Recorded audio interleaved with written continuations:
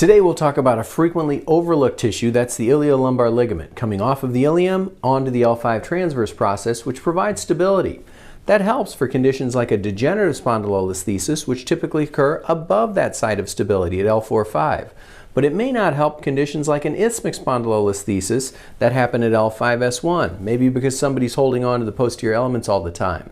This tissue is frequently irritated, and we call that iliolumbar ligament syndrome or iliac crest pain syndrome because that's where the pain goes.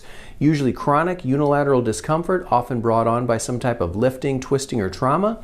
It seems to be provoked by rotation like golf or prolonged sitting.